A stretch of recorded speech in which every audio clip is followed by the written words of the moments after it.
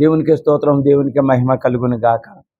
ప్రకటన గ్రంథం 21 అధ్యాయము పార్ట్ 3 అంటే 3 ఎపిసోడ్ వచ్చేసి 90. ఇది జాగ్రత్తగా చూసి సబ్స్క్రైబ్ చేసి షేర్ చేసి లైక్ చేయండి. దేవుని దీవెనలు మీరు అందరూ పొందాలని నా ఆశ, దేవుని ఆశ. వ్యభిచారము, భార్యాభర్తల కలహముని వ్యభిచారము అన్నారు. ఇది దేవుడు ఇచ్చిన హెబ్రీ 3లో ఇచ్చింది అన్నిటికంటే విలువైనది అని అన్నారు. ఎందుకంటే జనాభా వర్ధిల్లాలి అని. తర్వాత కలహములు, కొట్టుకొనుట, తిట్టుకొనుట, పరస్త్రీ మోహము కలిగి ఉండువారు వ్యభిచారులు. భార్య భర్తలు చేసుకుంటాం వ్యభిచారులు కాదు. అయితే పరాస్త్రీ లేకుంటే పురుషుడు వాళ్ళ వెంక చూసి యామోహము పొందుట, మనసులో ఎప్పుడైతే మనం యామోహము పొందామో సాతాను గాడి ఎంట్రన్స్ అయినట్టే మనం అర్థం చేసుకోవాలి. మన ప్రార్థన సరిపోవట్లేదని అర్థం చేసుకోవాలి. దాన్ని తోలేయాలి. ఎలా చూసుకోవాలి? వయసును బట్టి తండ్రి, లేకుంటే కుమార్తె, లేకుంటే ఈ రూపణిగా అపజిల్లా, అన్నదమ్ముల ఈ రూపణిగా మనం చూసుకోవాలి. ప్రతి మనిషి కూడా అదే ఆలోచన కలిగి ఉన్నదే దేవుని చిత్తం. ఈ లోపల వంకర కోరికలు వస్తూ ఉంటాయి. ఈ వంకర కోరికలు వచ్చిన తర్వాత మనం ఊహించుకునేది ఒకటే, అంటే నాలోని పరిశుద్ధాత్మ తప్పుకొని దురాత్మ వచ్చింది, ఓ దురాత్మ పో అని మనకి ఒక బోనం లాంటి మన పుస్తకాన్ని ఏర్పాటు చేసి ఉన్నారు. ఎవరు చేసి ఉన్నారు? దేవదాసయ్య గారు చేసి ఉన్నారు. ప్రపంచంలో అలాంటి పుస్తకం ఎవరు కూడా ఏర్పాటు చేయలేదు. దానికంటే గొప్పగా రాశానని చాలామంది గొప్ప చెప్పుకున్నారు, కానీ బూతులు తీర్థం అలా చేశారు. కానీ అన్నీ కరెక్ట్ కాదు. దేవదాసయ్య గారు రాసిందే సాతాను ఎదిరింపులు. మన ఉద్దేశం ఎప్పుడు వచ్చిందో సాతాను ఎదిరింపులు ఎదిరించి ప్రభువుకి ప్రార్థన చేస్తే వెంటనే దాన్ని కంట్రోల్ చేసి మళ్ళా మన పరిశుద్ధాత్మ మనలో రావడానికి చాలా కారణాలు ఉన్నాయి. 6 మాంత్రికులు, మంత్రాలు చెప్పించుకొనుట. మాంత్రికులు, చిలక జోస్యాలు లాంటి మంత్రాలు చెప్పించుకుంటాం. ఇవన్నీ కూడా వెళ్ళిన తర్వాత 100కి 50% కాదు, 60-80% కూడా జరుగుద్ది.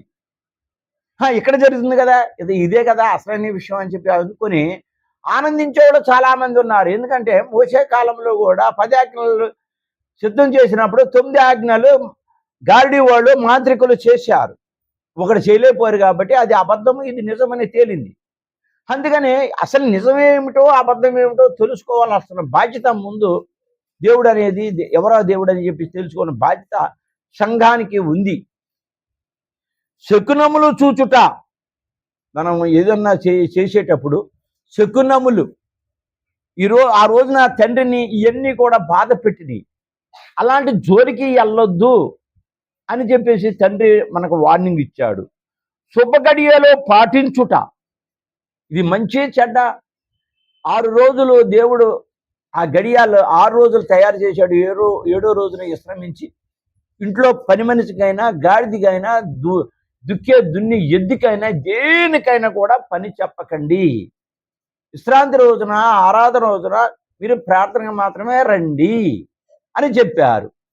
చెప్పినప్పుడు కనీసం లేదంటే ఆ 6 రోజులు కూడా దేవుడు విశ్రమించిన రోజులు కాబట్టి అవన్నీ మంచి రోజులే, మనము అది గ్రహించుకోవాలి. మొన్నకున్నవి ఇట్టివి మోసే కాలంలో ఎక్కువగా ఉండేవి. అందుకనే 10 ఆజ్ఞ మోసేతో రాయించి ఇలాంటివి వద్దు అని తండ్రి హెచ్చరిక చేసి 10 ఆజ్ఞల్లో రాయించారు. 7 విగ్రహారాధకులు. తర్వాత పాలేరు యజమానికి ఎల్లప్పుడూ మృక్కుట. పాలేరు అంటే ఇంట్లోని, పొలంలోని, తర్వాత సమస్తము పని చేసేవాడు పాలేరు. వీడు ధనవంతుడు, వీడు ఇష్టప్రకారంగా మాట్లాడతాడు, ఇష్టప్రకారంగా చేస్తాడు. ఇలాంటివి చేసిన తర్వాత అతన్ని పాలేరుని పెట్టుకొని అతనికి ఒక జీతం ఇచ్చి ఇష్టప్రకారంగా వాళ్ళతో చేయించుకుంటూ ఉంటారు. అది పాలేరు. పంతులు గారే దేవుడని అనుకుంటా. పంతులు గారు దగ్గరికి వెళ్తే అతన్ని ఏమనుకుంటారు? దేవుడు లేకుంటే అయ్యగారు అని అతను కూడా అంటారట. దేవుడే, ఇతరే దేవుడు. దేవుడు ఎలా ఉంటాడో చూడలేదు. మరి దేవుడు చూడలేని వాడికి మీ ఇష్టప్రకారంగా మన ఇష్టప్రకారంగా మాట్లాడే అర్హత ఎవరిచ్చారు? అర్హత ఇవ్వలేదు. అందుకని ఇతరే దేవుడు అనుకుంటారట. దేవుని కన్నా ఎక్కువగా తానును తన వారిని ప్రేమించుట. ఎవరిని దేవుడి కంటే ఎక్కువ ప్రేమించుట? పంతులు గారిని. తర్వాత ఎవరైతే కొంచెం అభిమానంగా ఉన్నారో వాళ్ళే దేవుడు అనుకుంటారు ఈ లోకంలో. దేవుడు ఎక్కడ ఉన్నాడో ఏంటి, దేవుడు ఎక్కడ ఉన్నాడో ఏంటి, వీళ్ళే దేవుడు అని ఆలోచించుకుంటే ఎంత బుద్ధి పొరపాటు. తండ్రి చూసేటప్పటికి, భూమి మీద చూసేటప్పటికి, నోవాహ కాలంలో ఎవరు దేవుని స్తుతించలేకపోయేటప్పుడు, జలప్రళయం వచ్చినప్పుడు ఈ పంతులు ఆపారా? లేకుంటే మర్యాదగా చేసిన వాళ్ళు ఆ జలప్రళయాన్ని ఆపారా? ఎవరు ఆపలేదు. ఏమైపోయింది? మొత్తం తుడిచిపెట్టిపోయింది. లోతు కాలంలోనే అగ్నిని కుమ్మరించినప్పుడు అది ఆపగలిగారా? ఐగుప్తు దేశ జనం సముద్రంలో దిగేటప్పుడు దిక్కండి, అది దేవుని చిత్తం కాబట్టి ఇశ్రాయేలు జనం వెళ్ళారని అది ఆపగలిగారా? ఏది ఆపలేము. అందులో సాతాను నుండి అవన్నీ చేస్తూ ఉంటాడు. అది గ్రహించుకోగలగాలి. లోకంలోని వస్తువులను అత్యధికంగా ప్రేమించుట. వస్తువులు, బంగారం. ఇప్పుడు బంగారం మహాపాపం పెరిగిపోతుంది. అయ్యో నేను 10 కాసులు కొనుక్కోలేకపోయానే అని ఆశ. అంటే 10 ఎకరాలు కొనుక్కోపోలేను, 10 స్థలాలు ఈ సాతాను గాడు మనలోని కల్పించే ఆశ. ఈ ఆశ మనకి ఎప్పుడైతే పుట్టిందో ఇది పాపము. నువ్వు పాపం చేయకపోయినా, శరీర రూపం చేయకపోయినా ఇదే పాపము. గనక ప్రభువా నువ్వు ఏమిస్తే అది నా చిత్తం. నాకు ఆహారం ఇచ్చావు, గుడ్డ ఇచ్చావు కట్టుకుంటానికి, ఒక గృహాన్ని ఇచ్చావు, అంతే చాలు. ఇవి లేని వాళ్ళు అది అడగడం తప్పులేదు. ఈ 3 మాత్రం కంపల్సరీ. లేని వాళ్ళు ఈ 3 అడుక్కోవాలి. ఉన్నవాళ్ళు ఇంకెక్స్ట్రా అడగకూడదు. దేవుని చిత్తం అయితేనే ఇస్తాడు. లేకుంటే మనం అడిగి అతని ఇబ్బంది పెట్టి మనం ఇబ్బంది పడకూడదు. ఇవన్నీ విగ్రహారాధన సంబంధమైన ఉన్నవి. ఇప్పుడు పై చెప్పినవన్నీ కూడా విగ్రహారాధనని పూజించినట్టే. 8 అబద్ధికులు, అబద్ధమాడేవాళ్ళు. ఆ మాటలో ఈ మాటలు చెప్పి పిల్లల్ని బెదిరించుటాం. ఈ రోజుల్లోనే చాలా వరకు మరి బెదిరిస్తున్నారు. చిన్న చిన్న బిడ్డలు కూడా తప్పులు చేసి, పాపం చేసి, పాపానికి అలవాటు పడి చేస్తున్నాడు సాతాను. కోడలు మామ అనకుండా, కూతురు తండ్రి అనకుండా, మరి అప్పజల్లు అనకుండా, అన్నదమ్ములు అనకుండా సాతాను గాడు ఆళ్ళలో ప్రేరేపణ రప్పించి తప్పులు చేయించి పాపాన్ని కొని తెచ్చుకుంటున్నారు. ఈ పాపానికి జీతం మరణం. అప్పుడు పాపం చేశారు, ఆ తర్వాత బైబిల్ పెట్టుకుని చదువుతున్నారు, ఆ తర్వాత ప్రార్థన చేస్తున్నారు. మరి చేసిన పాపానికి తప్పు అనుభవించాలిగా. మీరు బైబిల్ తీసుకుని గుళ్ళోకి వెళ్ళారు కాబట్టి ఇంత శిక్షణ నీకు వచ్చిందని ఏదో వాళ్ళకి ఆస్కరిస్తున్నాం, యేసుప్రభుని మళ్ళా చిలివేస్తున్నాం. ఒక్కసారి ఆలోచించండి. మన సంఘమే కాదు, టీవీలోకి వెళ్తుంది కాబట్టి ప్రపంచ దేశాలు కూడా ఎవరైతే చూస్తారో వాళ్ళందరూ కూడా ఆలోచించాల్సిన అవసరం చాలా ఉంది. అబద్ధము చెప్పుట, కోర్టులో అబద్ధ సాక్ష్యములు పలుకుట. కోర్టు అంటేనే రేటు గారు నల్ల కోటు వేసుకుంటారు. నల్ల కోటు వేసుకున్న తర్వాత మనం న్యాయం వెళ్ళి చెప్తే ఇలా జరిగిందంటే నువ్వు గెలవంటాడు. మరి ఏం చేయాలి? నువ్వు నేను చెప్పినట్టు చెప్పు. మరి నోటి మీద సంతకం పెట్టారు, ఏ చూపించు, ఈ నోటి అయితే నువ్వు గెలవు. ఆ సంతకంలాగా సంతకం ఇలాగ తయారు చేసి ఇలాగ నేను తయారు చేస్తాను. అన్ని అబద్ధాలు. అబద్ధాలు అయితేనే కోర్టులో గెలగలము, లేకుంటే గెలవలేము. నీతి నిజాయితీగా ఉన్నవాడు 10 వేస్తే 1 2 గెలుస్తాం అంతే. అన్ని అబద్ధాలు. పలుకుట, అబద్ధము చెప్పుట. వీళ్ళకి డబ్బులు ఇచ్చి సపరేట్గా ఏర్పాటు చేసుకొని డబ్బులు ఇచ్చి అబద్ధం చెప్పుట. తర్వాత కలిగిన నష్టమునకు బట్టి ఎరుగక మతములోనికి వచ్చానని చెప్పుట. కలిగిన నష్టం కలిగింది, కన్నీరు కారుస్తారు. రాత్రి నుంచి పగల దాకా అయ్యా నేను దేవుని కోసం ప్రార్థిస్తున్నాను, కన్నీరు కారుస్తున్నాను, నాకు న్యాయం జరగట్లేదు. నువ్వు చేసిన తప్పుకు అది గుర్తుందా నీకు? ఆ తప్పుని నువ్వు గ్రహిస్తున్నావా? నీ బిడ్డ చేసిందో, నీ కొడుకు చేశాడో, నీ తల్లి చేసిందో, వాడికి శిక్ష వచ్చిన తర్వాత నీ ప్రార్థన వాళ్ళకి అడ్డం ఎలా అవుతుంది? నీ ప్రార్థన నీకేం సరిపోదు. తండ్రి ప్రార్థన ఎడదేయకుండా ప్రార్థన చేయమంటున్నాడు, చేస్తున్నామా? అందరూ బాగున్న తర్వాత ఓకే. అన్ని పాపంలోని విగ్రహాలను పూజించడం ఘోరమైన పాపం. అది తెలీదా నీకు? మరి తెలిసిన తర్వాత నువ్వెందుకు అందులోకి వెళ్ళిన తర్వాత నిన్ను అన్ని సక్రంగానే ఉన్నాను, నాకు ఈ శిక్ష వచ్చింది అని మళ్ళా చెప్పుకుంటా అంత అవసరమా? దేవుని ఎడల బొంకుట, దేవుడు ఎడల, దేవుడే ఆడాలంటే ఇప్పుడు దేవుడు లేడని మీ కంటికి కనిపించట్లేదు. ఇది ఆత్మ కంటికి కనిపిస్తుంది. దర్శనం చూసేవాడు మన సంఘంలోనే చాలా మంది ఉన్నారు. చూడమంటే ప్రభు తండ్రి కుమార పరిశుద్ధాత్మ అక్కడ కూర్చొని అంటున్నారు.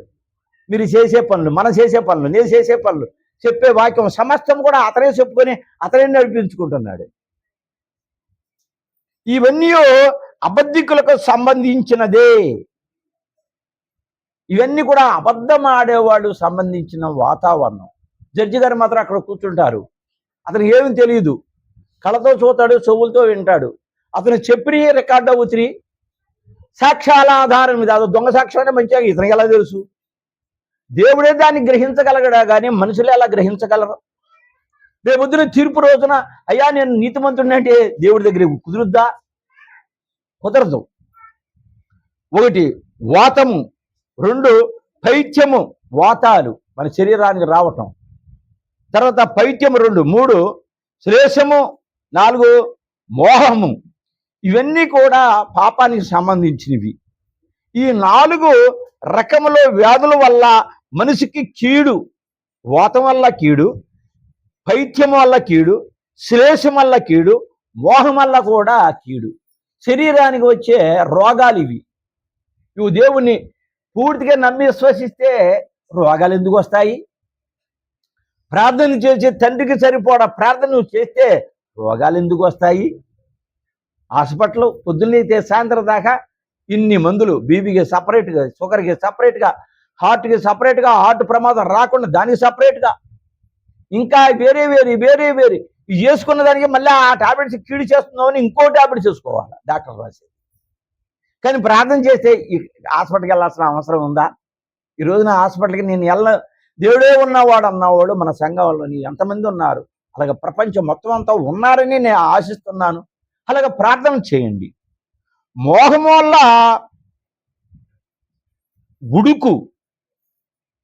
ఉడుకు, శ్రేణూపుల వల్ల, శ్రేణూపులు అంటే గేవులు వస్తూ ఉంటాయి కదా, వాతం వల్ల వచ్చేయి. పైత్యము, జలుబు వల్ల శ్లేషము, పైత్యము కూడా వస్తాయి. జలుబుల వల్ల శ్లేషము అంటే కఫం పెరగటం, కఫం పెరిగి ఇబ్బంది పడటం. శరీరము బాధల వల్ల వాతము, శరీరము వచ్చే బాధల వల్ల వాతం వచ్చినప్పుడు ఇవి జరుగుతూ ఉంటాయి. వాతము. తర్వాత మనము ఒక పాపమును తీసివేసి కొనలేక పోవుట, ఇవన్నీ ఎందుకు జరుగుతున్నాయి? పాపము. ఈ పాపం అన్నప్పుడు బోధకుడమే ఏ పాపం చేయట్లేదుగా శరీర రూపంగా. మేము ప్రార్థన చేస్తున్నాము కదా, మాకేంటి ఈ శ్రమ అని అనుకుంటే పై చెప్పిందంతా వినాలి. ఇవన్నీ మీ మనసులో పడిపోతున్నాయి. ఎన్ని పాపాలే. ఎలుగు దేవుని బాప్తిసం తీసుకున్నాం, రక్షణ తీసుకున్నాం, సంఘానికి వస్తున్నాం. వచ్చిన తర్వాత ఆ బైబిల్ ఏంది చెప్తుందో, బోధకుడు చెప్పింది కాదు కావాల్సింది. ఇక్కడ బైబిల్లో ఏమి చెప్తుందో, ప్రకటన గ్రంథం ఏమి చెప్తుంది, దాన్ని అనుసరించి దాన్ని నడవాలి. మరొక పాపం ఆగును, తీసివేసుకును కొట మరొక పాపం ఆగును. ఇవన్నీ తీసేయాలి. తీసేయటం కూడా పాపమే. ఏంటి? తీసేయమని ప్రార్థన చేయటం పాపం. తీసేస్తాడు. ఎప్పుడు తీసేస్తాడు? ప్రభు మళ్ళా అతను చెప్పిన సిద్ధాంతం ప్రకారంగా నడిచిన తర్వాత, బైబిల్ సిద్ధాంతం ప్రకారంగా నడిచిన తర్వాత అప్పుడు తీసేస్తారు.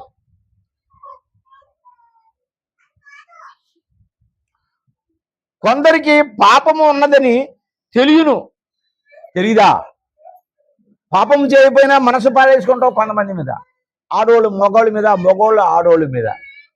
అయ్యో, మన సంఘానికి వచ్చినప్పుడు అందరూ కూడా పరిశుద్ధాత్మతో తండ్రి, అన్నదమ్ముడు, అప్పజల్లుళ్ళు అని చెప్పుకోవాలి కానీ, అలాగే ఊహించుకోవాలి కానీ, నేనైతే మీరందరూ నా బిడ్డలు అంటున్నాను. నేను బిడ్డలని ఎందుకు అంటున్నారు? నా మీద పెద్ద వయసు వాళ్ళు ఉండి ఉండవచ్చు. కాకపోతే వాక్యం కాదా కోత. ప్రపంచంలోని గొప్ప వాక్యం అని చెప్పేవాళ్ళు ఎంతో మంది ఉన్నారు. వాళ్ళ ముందు నేనే పనికిరాను. వాళ్ళ వాక్యం చెప్తే దేవదూతలే, పరిశుద్ధులు కూడా దిగి వచ్చినట్టు ఆలకిస్తాయి. అయితే ప్రకటన గ్రంథం చెప్పేవాళ్ళు ఎవరు లేదు. దానివల్ల నేను గొప్పవాడని నేనేం చెప్పడం లేదు. అయితే విని ఆ ప్రకటన గ్రంథాన్ని, ఇది రాకడ సమయం కాబట్టి, లాస్ట్ సమయం, లౌకిక సంఘ కాలం కాబట్టి, నోవహు కాలంలో దేవుని ఎంత ఉగ్రుడైపోయాడు. లోతు కాలంలో దేవుడు ఎంత ఉగ్రుడైపోయాడు, ఐగుప్తి కాలంలోని దేవుడు ఎంత ఉగ్రుడైపోయాడు, అలాగే ఇప్పుడు ఉగ్రతతోనే దేవుడు ఉన్నాడు. 65 పుస్తకాల ప్రపంచ నలుమూలలో కూడా వెళ్ళి ప్రకటన గ్రంథం ఎలా లేదు, ఈ ప్రకటన గ్రంథాన్ని పంపమంటున్నాడు దేవుడు. ఇప్పుడు మీరు సబ్స్క్రిప్షన్ చేసినా చేయకపోయినా దేవుడు పంపుతానన్నాడు. అది చేస్తే మీకు వరాలు వస్తాయి. ఎవరు చేస్తున్నారు, ఎవరు చూస్తున్నారు? ప్రకటన గ్రంథం చూస్తే శ్రమలు, బాధలు, కష్టాలు అని తెలుసు. మరి ప్రకటిస్తున్నారా? ప్రకటించడానికి అరగంట, పావు గంట, గంట ప్రకటిస్తున్నారు కానీ సీరియల్గా ప్రకటించేది ఎవరన్నా ఉన్నారా భారతదేశంలో కానీ ప్రపంచంలో కానీ? నేను చెప్పే మాట కాదు, దేవుడు చెప్పే మాట. దేవుని బిడ్డలారా వినండి, విని దీన్ని అమలుపరచండి. మన సంఘాల్లో కొందరికి పాపము ఉన్నదని ఇంకొకరు వచ్చి చెప్పిన ఎడలా తీసివేయును. వారు తీసివేయగలరు. ఎవరు? దేవుడు. పాపాన్ని తీసేది మానవుడు ఎవడూ తీయలేడు. రోగానికి ప్రార్థన చేస్తే ఆ రోగం తగ్గుద్ది. వరాలు ఇచ్చిన వరాలు పొందుకున్న బోధకులు ఉంటారు. ఈ బోధకులు ప్రార్థన చేస్తే ఏమి తగ్గుద్ది? జబ్బులు తగ్గుతాయి. కానీ పాపం మాత్రం దేవుడు ఎవరికి ఇవ్వలేదు. ఆ అర్హత దేవుని దగ్గరే ఉంచుకొని ఆ పాపాలను తీయటానికి కూడా అర్హత ఉంది. అందుకని మర్దలేని మరి వచ్చి కాళ్ళు కడిగేటప్పుడు 12 మంది శిష్యులు ఏమన్నారంటే, అవి గొప్ప పాపి కదా, అవి కాళ్ళు తాగితే ఇతను కూడా అపవిత్రుడైపోతాడు కదా, అతను చేతులు పెట్టాడు పవిత్రుడమైన అని అన్నప్పుడు అతని మనసులో మాటలు దేవుడు చెప్తున్నాడు. ఇవి పాపి, ఇవి వచ్చినప్పటి నుంచి కాళ్ళు కడుగుతుంది, ఇవి వచ్చినప్పటి నుంచి చికతో తుడుస్తుంది, ఇవి వచ్చినప్పుడు కన్నీరు కడుస్తుంది అని. నేను ఈ ఇంట్లోకి వచ్చినప్పుడు ఇంటి యజమాని కానీ ఓ గ్లాసు మంచినీళ్ళు ఇచ్చారా? ఎవరన్నా నా సదుపాయం చేశారా? కాళ్ళు కడుక్కుంటానికి నీళ్ళు ఇచ్చారా? ఆమె వచ్చినప్పుడు చేస్తుంది. అంత గొప్ప పాపి కాబట్టి ఆమె క్షమించబడ్డాయి. అమ్మా నువ్వు ఇంకా మన నుంచి పాపం చేయకు అని చెప్పి పంపించాడు. దేవునికి స్తోత్రం, దేవునికి మహిమే కలుగునుగా. ధనవంతుడు దేవుని రాజ్యంలో ప్రవేశించుట కంటే ఒంటె సూది బెజ్జంలో దూరుట సులభము అని ఇక్కడ చెప్తుంది వాక్యం. సూది బెజ్జం నుంచి ఒంటె వెళ్ళిపోద్దట, ఇది సులభం అంట. ఇది బైబిల్ 65 పుస్తకాలే ఎక్కడ లేదు. ప్రకటన గ్రంథం ఎవరిలోనూ ఉంది. అది కూడా వెనకాల ఎపిసోడ్లోని నేను వదిలి ఉన్నాను. సూది బెజ్జం అంటే మన ఆంధ్రాలో కూడా కామరకోట అనేది మనకు తెలిసిన విషయంలో ఉంది. ఆ కామరకోటలో చుట్టూ కొండ ఉండేది. కొండ కాదు, కట్టే గట్టు. ఈ గట్టు అలాగే అప్పుడు యుద్ధాలు ఎక్కువ గనక ఆ యుద్ధాల్లోని మొత్తం అందరూ చచ్చిపోతూ ఉంటారు కాబట్టి ఆ బాంబులు కానీ ఏదన్నా వేస్తే అది కొండ ఆ గట్టుకే తెగిలేలాగా చుట్టూ ఆ ఊరు చుట్టూ గట్టేసుకునేవాళ్ళు. ఈ గట్టేసుకుంటే ఒకే దారి పెట్టేవాళ్ళు. ఆ దారిలోంచే వెళ్ళాలి, ఆ దారి నుంచే రావాలి ప్రతి ఓడు కూడా. అక్కడ కాపలాదారులు పెట్టేవాళ్ళు, బయట వాళ్ళు ఎవరో రాకుండా. అది సూది బెజ్జము అన్నారు దాన్ని. అందుకే అందులోంచి ఒంటె వెళ్ళిపోతుంది అని అన్నారు. అది బైబిల్లోనే మీరు ఎంత చదివినా ఎక్కడ దొరుకుద్ది? ప్రకటన గ్రంథం వివరంలోనే ఉంది. అనగా ధనవంతుడు దేవుని రాజ్యంలో ప్రవేశించుట దుర్లభావము. 13వ వాడు యేసు ప్రభు వెళ్తున్నాడు, ఇతను బండి మీద వెళ్తున్నాడు. అయ్యా నాకు అన్ని ఆస్తులు ఉన్నాయి కానీ మనశ్శాంతి లేకుండా ఉన్నాను, ఏం చేయాలన్నాడు. నువ్వు మొత్తం అమ్ముకుని నన్ను వెంబడించమన్నాడు. వేలవయు మా తాత ముత్తాతల నుంచి కోట ఆస్తుంది, నేనెందుకు నిన్ను వెంబడిస్తానన్నాడు. అయితే వెళ్ళిపోమన్నాడు. మనశ్శాంతి ఎలా పోతుంది? ధనవంతుడు అతను. అందుకని ఆ ధనవంతుడు పరలోక రాజ్యం చేరాలంటే సరే కష్టం. ప్రార్థించలేడు, స్తుతించలేడు, కనబడతలేడు. నాకేంటిలే ఏదైనా చెప్పబోతే డాక్టర్లు లక్షలు కోట్లు పెడుతున్నారు. అయినా కూడా 100 సంవత్సరాలుగా ఒకటి వస్తుంది కరోనా లాంటిది, తర్వాత మరి కలరా, ఇవన్నీ వస్తున్నాయి. ఇలాంటి అహంకారుల్ని తుడిచిపెడతానే ఉన్నాడు దేవుడు. కానీ ఎవడో అర్థం చేసుకోవడం లేదు. యెరూషలేము చుట్టూ ప్రకారం ఉండేది. యెరూషలేము చుట్టూ కూడా ప్రకారం అంటే ఈ గోడలే ఉండేది. 4 ప్రక్కల ఇనప తలుపులు ఉండేవి. ఈ 4 పక్కల కూడా ఇనప తలుపులు యెరూషలేము చుట్టూ పెట్టారట. వాటిని తీయవలనంటే మనుషులే తీయలేరు కానీ వేణుగులు తీయవలసి ఉండేది అప్పట్లోని. మరి ఈ రోజు ఓ చిచ్చు నొక్కితే చాలు ఎంతదైనా వచ్చేస్తుంది. కానీ అప్పట్లో ఎవరు తీయాలా? ఆ ఇనప గేట్లు వేణుగులు తీసేయట.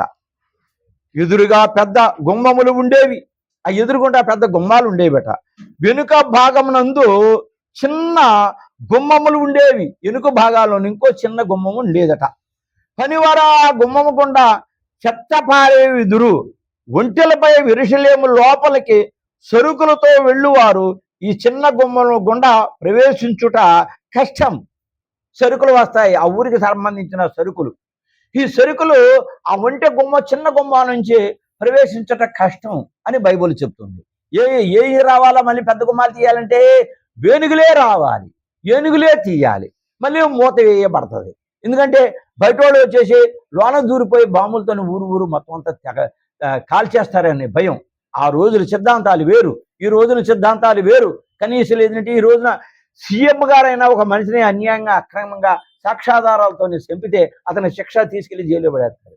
అందుకని అన్నీ కూడా జాగ్రత్తగా ఈ రోజు ఉంది. ఆ రోజున అలా కాదు, రాజు ఏం చేసినా ఇష్టమే. ఆ చిన్న గుమ్మని సూది బెద్దమని పేరు పెట్టిరి. ఇప్పుడు ఇంకా వివరంగా వచ్చింది ఇక్కడ. ఆ చిన్న గుమ్మం మరి ఇందాక నేను చెప్పింది కొంచెం రాంగ్ అయ్యి ఉండవచ్చునేమో. ఇప్పుడు పెద్ద గుమ్మం గంట తర్వాత చిన్న గుమ్మం. ఆ పనివాడు వచ్చేసి ఆ చెత్త ఇవన్నీ పడేసి ఆ చిన్న గుమ్మం ఉండదు, ఆ చిన్న గుమ్మానికి సూది బెజ్జం అని పేరు పెట్టారు. పైన చూపబడిన 8 విధములైన పాపములు మోషే ధర్మశాస్త్రంకు సంబంధించినవే. 8 పాపాలు ఇప్పుడు దాకా మనం చెప్పుకున్నది ఇది మోషే ధర్మశాస్త్రానికి సంబంధించినది.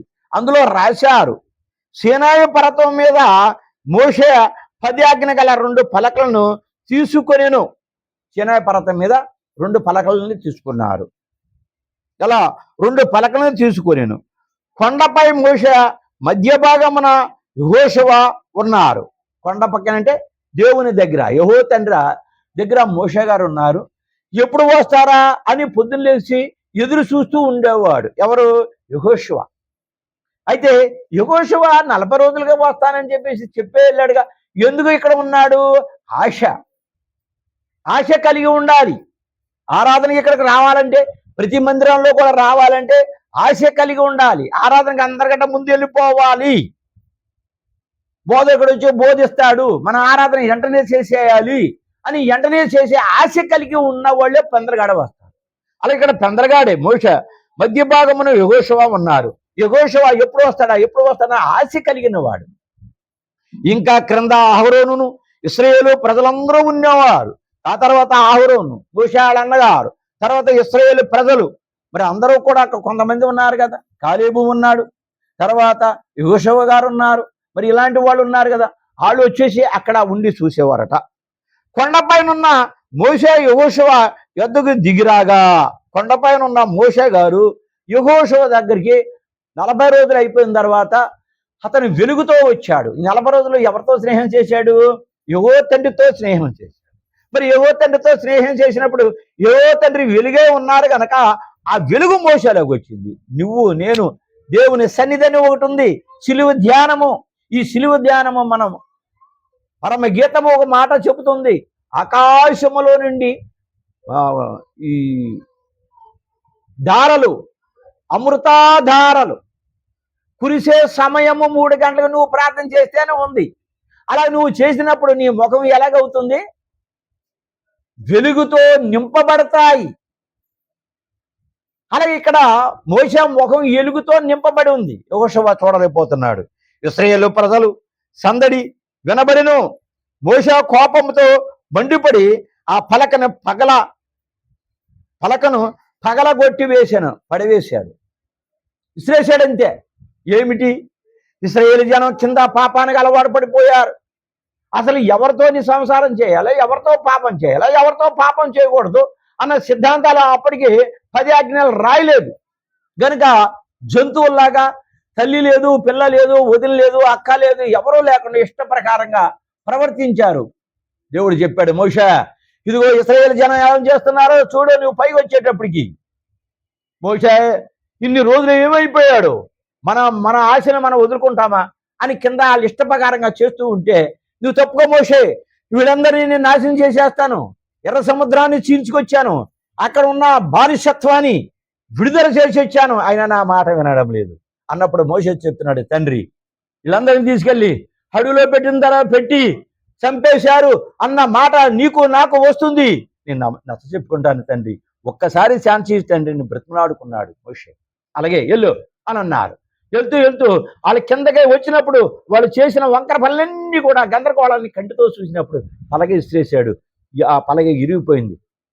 1987లో నేను సీరాల్లో నేను చదువుకుంటా ఉంటే ఆ పలక దొరికింది, 2 ముక్కలు దొరికిందని ఆ పలకను తీసుకెళ్లి ఎగ్జిబిషన్లో పెట్టారు. మళ్ళా 2వ పలకను తయారు చేసి కింద 30 300 మంది అప్పుడప్పుడే ఆ తప్పులకి మరణించారని బైబిల్ చెప్తుంది. అవి పగిలిపోయాను. దేవుడు వ్రాసిన మొదటి ఆజ్ఞలోనే విగ్రహారాధన కూడదని తెలియజేయబడగా, విగ్రహారాధన అంటే హిందువులకి ఎంత కోపమో, ఎంత బాధో. అబ్బబ్బబ్బబ్బబ్బబ్బ, ఆర్ఎస్ వాళ్ళు కూడా బాధే. ఎందుకంటే ఇక్కడ వచ్చిన తర్వాత దురాత్మని ఏ రూపంగా వస్తాయి? ఆ పేర్లు చెప్తే చాలు వచ్చేస్తారంతే. ఓ పోలు మీద పోలు చేసేస్తున్నారంతే. ఇక్కడ జరిగాయి ఎవరి పేర్లు చెబుతున్నారు? ఆ పేర్లు ఎందుకు చెప్పాలి? వాళ్ళు చెప్పబట్టే కదా మనం మాట్లాడుతున్నాం. ఆ పేర్లు చెప్పరు, ఇష్టప్రకారంగా వాళ్ళు ఎవరో ఏదో చేశాడు, సాత్పడి లేదు, దురాత్మలు లేవు, అన్ని అబద్ధాలు అని అంటున్నారు ఆర్ఎస్ఎస్ వాళ్ళు. ఆర్ఎస్ఎస్ వాళ్ళకి ఇది వరకు కూడా కౌంటర్లో నేను ఇచ్చాను, పార్ట్ 70లోనే 75లోనే. మీరు ఈ అడ్రస్తో, ఫోన్ నెంబర్తో సహా నేను ఇస్తున్నాను. మీరు నాకు ఫోన్ నెంబర్ చేసి నేను అడ్రస్, పూర్తి అడ్రస్ ఇస్తాను, మీరు రండి. మీ కనులారా చూదురు కానీ, శుభలారా ఇందురు కానీ. మేము నాట్యం చేసి యాక్షన్ చేసి చేయమంటున్నామా? లేదంటే నిజంగా వస్తున్నారు? వాళ్ళ కాపురాలు ఎలా నాశనం అయిపోయినాయి, వాళ్ళ జీవితాలు ఎలా నాశనం అయిపోయినాయి, వాళ్ళు మరణిస్తున్నారు. మరణించే ముందు నా దగ్గరకు వచ్చినప్పుడు నా దేవుడు ఇచ్చిన శక్తి బట్టి వాళ్ళు లేస్తున్నారు. అది మీరు కనులారా చూడాలా, చెవులారా వినాలా. అక్కడెక్కడో కూర్చొని మీ ఇష్టప్రకారంగా మాట్లాడితే ఇది కరెక్టా? దేవుని బిడలారా, ఆర్ఎస్ఎస్ వాళ్ళు కూడా నేను ఈ మాట ఇదివరకు కూడా చెప్పాను. మీ మీద నాకు ద్వేషం లేదు, నా మీద మీకు ద్వేషం లేదు, కల్మషాలు లేవు, భేదాలు లేవు. మీరు కనులారా చూడండి, చెవులారా వినండి. అంతేగాని వాళ్ళు యాక్షన్ చేస్తున్నారని మమ్మల్ని బోధకులను తీసుకెళ్ళి కోర్టులో కానీ ఇంకో రూపంగా పెట్టడం కాదు. అది మంచిది కాదు. మీరు ఎవరైతే చూడాలనుకుంటున్నారో మా దగ్గర ఎప్పుడు కూడా ఈ దురాత్మల సమూహము కనబడతా ఉంది. రండి, మీరు చూడండి. చూడరు, మీ వ్యాపారాలు మీరు సరిపెట్టుకుంటారు. కిందనున్న ప్రజలు అదే చుండిరి. ఇశ్రాయేలీయులు ఐగుప్తు దేశంలో విగ్రహారాధన చూసిరి. ఇశ్రాయేలు జనం చూశారు, విగ్రహారాధన చూశారు. వారి నైజములో అదే ఉన్నది, శరీరంలో ఇముడికిపోయి ఉన్నది. ఐగుప్తు దేశంలోని వాళ్ళు పూజించిన విగ్రహారాధనలను పూజించిన వాళ్ళని వాళ్ళు ఇముడికిపోయి ఉన్నారు. అదే చేశారు. ఎంత తప్పు చేశారు ఇశ్రాయేలు జనం. అబ్రహాము సంతాన్ని దీవిస్తానన్నాడు, దీవించాడు. దాని ముందు ఎంతో చేశాడు. ఉగ్రత, దేవుని ఉగ్రత. అక్కడ ఎట్టి సాగరి చేసేవాళ్ళని, ఎర్ర సముద్రం పాయలు చేసి అందులోంచి తీసుకుని వచ్చి దేవుడు ఇక్కడ ఉంటే అక్కడి నుంచి బొమ్మలు తెచ్చుకొని ఇక్కడ తీసుకొచ్చుకొని పూజించారు. ఇది అంత దుర్లక్ష్యమైన జీవితం. వాళ్ళు ఉన్నారా? వాళ్ళు ఏమైపోయారు? ఐగుప్తు నుంచి వచ్చిన జనం ఇలా తప్పు చేసిన వాళ్ళు. యెహోషువన్నా కాలేబు తప్ప ఎవరన్నా కనాను దేశానికి చేరారా? ఒక్కడు చేరలే. అది సాదా ఈ ప్రపంచానికి రుజువు. అక్కర్లేదు, అలాంటివి అక్కర్లేదు. ఇప్పుడు జరిగేవి కావాలి. అదే ఇక్కడ చేసిన ఐగుప్తు దేశంలో అవకాశం లేనందున చెయ్యలేకపోయిరి. ఏదేను తోటలో మొదట దేవుడు మనిషికి మనసాక్షి ఇచ్చినప్పుడు దానిపై తన ఆజ్ఞలు వ్రాసిరి. ఏదేను తోటలో ఆదాము అవ్వ ఆ రోజున సృష్టిని శపించలేదు, భూమినే శపించాడు. 100 ఏళ్ళు, మనకి 7 సంవత్సరాలు అయిపోయిన తర్వాత 1000 సంవత్సరాలు భూమి మీద పరిపాలన అయిన తర్వాత అదే ఏదైనా తోటలో ఉన్న పంట, ఆహారం మొత్తం కూడా దిబ్బన్ని భూమిని దీవిస్తున్నాడు దేవుడు. అవి వారు గైకొనలేదు గనుక రెండోసారి పలకపై వ్రాసి దేవుడు ఆజ్ఞలను వారికి ఇచ్చెను. ముందు పలక ఇసిరేటప్పటికే బద్దలైపోయింది. అది ఎగ్జామినేషన్లో ఇప్పుడు కూడా పెట్టారు, టైం కూడా చెప్పాను. మళ్ళా తర్వాత రెండోసారి పలక చిన్న బిడ్డలాగా ఆ పలకని చెక్కుకొని మళ్ళా వెళ్ళారు. జాగ్రత్తలు చెప్పి అందరికి బాధ్యతలు చెప్పాడు. 40 రోజులు నేను దిగను, ఇలాంటి పొరపాటు చేయకండి. మనం ఎవరిని చేసుకోవాలి, ఎవరిని చేసుకోకూడదు, ఏ పని చేయాలి, ఏ పని చేయకూడదు, ఏ వస్తువుని తినాలి, ఏ జంతువుని తినాలి, ఏ జంతువుని తినకూడదు, ఈ ప్రపంచం అంతా ఎలాగ నడవాలి తండ్రి చెప్తున్నాడు. 10 ఆజ్ఞలు, ఒక్కొక్క ఆజ్ఞకి ఒక్కొక్క వివరణ చెబుతున్నారు తండ్రి అని చెప్పేసి కట్టుదిట్టాలని ఏర్పాటు చేసి మళ్ళా చిన్నబిడ్డలాగా వెళ్ళి మళ్ళా 40 రోజులు ఉపవాసం చేసి అవి ఏదోన్లో ఒక కాంతి ఆదాము అవ్వలకు దేవుడు ఇచ్చెను. తినవద్దన్నాడు ఆ పండుని, తినవద్దన్నాడు. ఆ పండుని తిన్నారు. దేవుడు పరీక్షించడానికి మనిషిని మరి పరీక్షించడానికి పరీక్షలో నెగ్గాలి కదా. అన్న పండు వారు తిన్నారు అన్న దానిలోనే 10 ఆజ్ఞలు ఇమిడి ఉన్నవి. తినద్దు అన్న దాన్ని తిన్నారు గనక 10 ఆజ్ఞలు అందులోని ఇమిడి ఉన్నాయని బైబిల్ ప్రకటన గ్రంథం వివరణగా యేసు ప్రభు చెబుతున్నారు. అగ్ని గంధకము అనున్నది సొదొమ గొమొర్రాలకు సంబంధించిన విషయములు. అగ్ని గంధకం అనేది లోతు కాలంలో ఉన్న సమస్యలు. ఈ రోజున ప్రతి వాళ్ళు కూడా లోతు ఇద్దరు కూతురు తప్పు చేశారు అని అంటారే కానీ వాళ్ళు ఎందుకు తప్పు చేశారా? దానికి ముందు ప్రపంచం లేదు, మనుషులు లేరు, సమాజం లేదు. వాళ్ళు తప్పు చేసినట్టు కాదు అక్కడ.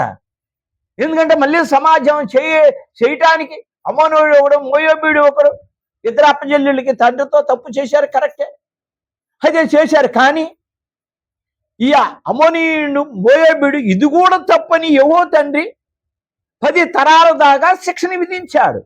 అది మాట్లాడరే. తప్పని చెప్పేసి దేవుడు సమర్థించలేదే. అమ్మోనీయుడు కానీ మోయాబీడు కానీ సమాజంలోనే రావడానికి లేదు అని ఖచ్చితంగా నియమించారు.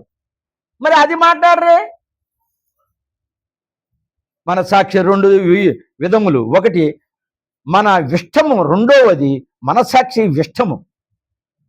మన ఇష్ట ప్రకారంగా మనం చేసుకుంటే మనల్ని పుట్టించిన దేవుడు ఏం చేస్తాడు? మన ఇష్టం కుదరదు. ఇక్కడ కొన్ని సిద్ధాంతాలు ఉన్నాయి, కొన్ని పద్ధతులు ఉన్నాయి. 8 పాపములు ఉన్న 10 ఉన్నట్లే, కొంచెం వస్తే మిగిలినవి కూడా ఉన్నట్లే. అవన్నీ కట్టుకోవాలి. అవగాహించంత విశ్వాసం నీలో ఉంటే కొండలేసి సముద్రం పడిపోవాలంటే పడిపోతుంది. కానీ అవగాహించంత విశ్వాసం ఉందా? ఆ అవగాహించికి ఎందుకు పోల్చారు? కొబ్బరికాయ పోల్చవచ్చు, ఆనపాయ పోల్చవచ్చు, పట్టకాయకి పోల్చవచ్చు, బోలని కాయలు ఉన్నాయి కదా.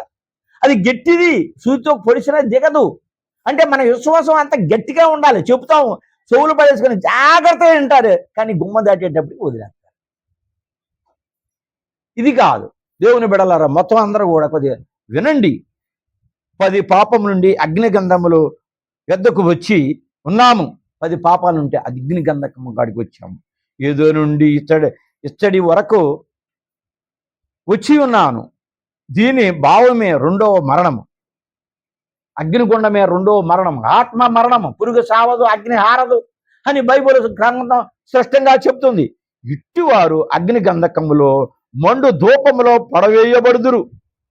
ఇలాంటి చేసేవాళ్ళు, దేవుని మాటని తిరస్కరించేవాళ్ళు అగ్నిగుండంలో పడవేయబడుదురు. అందరూ శరీర మరణముని చూచుచున్నారు. ఇదే కంటి కనబడుతుంది, ఇదే చేస్తుంది. ఇది ఫస్ట్ మరణం. 2వ మరణం ఆత్మ మరణం. దానికి మరణం లేదు. రోజు నశించాలి, రోజు బాధపడాలి. దీనివల్ల నష్టం లేదు. కానీ భయంకరమైనది 2వ మరణం. భయంకరమైనది 2వ మరణం. 1 చూచుచుండుట, 2 ప్రాణముతోనే ఉండి మరణము పొందు చుండుట. బ్రతికే ఉంటారు, మరణించారు, కాలిపోతా ఉంటారు. అయ్యో బాబోని కేకలు, బబ్బలు, వాసన, దరిద్రమైన వాసన. ఆ వాసన ఎలా వచ్చింది అనేది వెనకాల ఎపిసోడ్లు చేసిన పెద్ద గొయ్యిలోని మనుషులు విసర్జించే మలినము, తర్వాత చెత్త. ఆ తర్వాత అందులో పడ్డ తర్వాత ఈ దేవుని నమ్ముకోకుండా ఉన్నవాళ్ళు 666 ముద్ర వేసుకునేవాళ్ళు వీళ్ళంతా కూడా అందులో పడిస్తే పుళ్ళు ఇవన్నీ కూడా వాసనతో భరించుకుంటూ తప్పదు కాలం. దీనిని అగ్ని అందరు. పురుగు సావదని వ్రాసినారు. ఆత్మ పురుగు సావదు, తర్వాత అగ్ని ఆరదని క్లియర్గా రాశారు. దేవునికి స్తోత్రం, దేవునికి మహిమ కలుగును గాక. మీరందరూ తప్పనిసరిగా చూడండి, సబ్స్క్రిప్షన్ చేయండి, షేర్ చేయండి, లైక్ చేయండి.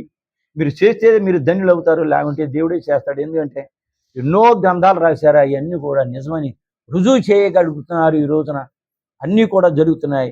తర్వాత ఇంకొకటి, కొంతమంది విగ్రహారాధులు చెబుతున్నారు, దేవుడిని నమ్ముకున్నారు కదా మీరు, దేవుడు అన్నీ చేస్తున్నాడు కదా, కళ్ళజోడు పెట్టుకోకుండా ఏ బోధకుడైనా బోధిస్తున్నాడా అని మీరు అందరూ అంటున్నారు. ఈ రోజున నేను కళ్ళజోడు లేకుండా నేను బోధించాను. ఇప్పుడు అది గ్రహించండి. ఈ కళ్ళజోడు లేకుండా బోధించి దేవుడిచ్చిన అనుగ్రహమే. మీరు పాయింట్ అవుట్ చేసి లేనిపోని సమస్యలు పెట్టకండి. వినండి, జాగ్రత్త. మీకు నమ్మకం దొరకలేదు అనుకోండి, మీ దేవుళ్ళు ఎలుగు పూజించుకుంటున్నారు కాబట్టి పూజించుకోండి. ఎందుకు విమర్శలు ఎందుకు? దేవునికి స్తోత్రం, దేవునికి మహిమ కలుగును గాక. ప్రభా వీళ్ళకి నా ప్రభా చేసి లైక్ చేసి నా ప్రభా చేసిన వాళ్ళని కూడా దీవించి ఆశీర్వదించమని యేసు నామమున బ్రతిమలాడి అడుగుతున్నాము తండ్రి.